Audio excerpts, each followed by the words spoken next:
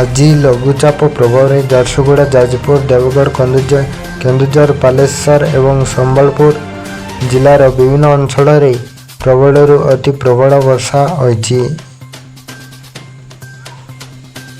ବୈତରଣୀ, ବ୍ରହ୍ମଣୀ, ସୁବର୍ଣ୍ଣରେଖା ଏବଂ ଜଳକା ବୁଲୁଛି।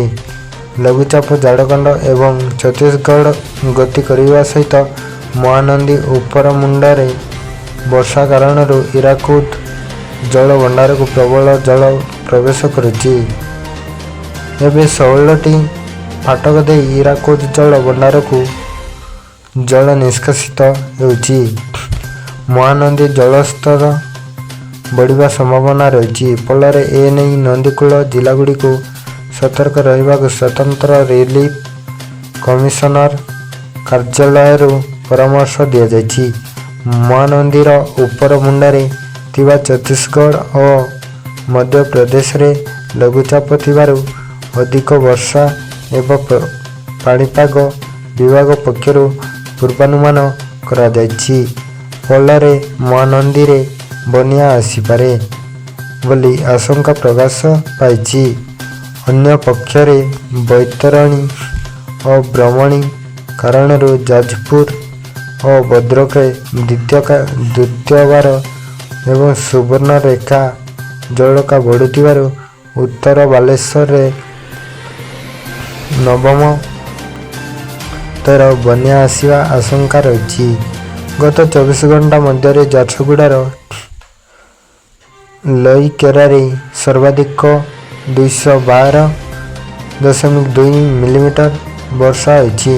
ଜିଲ୍ଲାର କିରିମରାରେ 170.3 କିଲୋମିଟର, 163 ଲଖନପୁର 143.2 ମିଟର ବର୍ଷା ହୋଇଛି। ଯାଜପୁର ଜିଲ୍ଲାର ସୁକିନ୍ଦାରେ 184.3 ମିଲିମିଟର, ଦାନଗଦି 158, ଚାନ୍ଦବାଲି 147, ଯାଜପୁରରେ 121 ମିଲିମିଟର ବର୍ଷା ହୋଇଛି।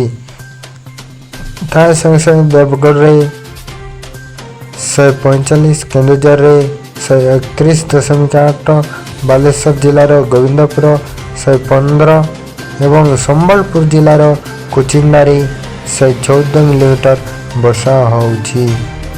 ଆଜି ଭଦ୍ରକ, ଯାଜପୁର, ବାରିପଦା, ଝାରସୁଗୁଡ଼ା, ତାଳଚେର ଅଞ୍ଚଳରେ ବର୍ଷା ଦ୍ୱାରା ବୈତରଣୀ, ବ୍ରହ୍ମଣୀ, ସୁବର୍ଣ୍ଣରେଖା ବଢ଼ିବାରେ ଲାଗିଛି।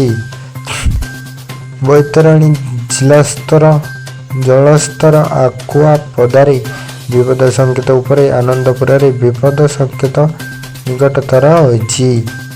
ଏନେଇ ପାଣିପାଗ ବିଭାଗ ସୂଚନା ଦେଇଛି।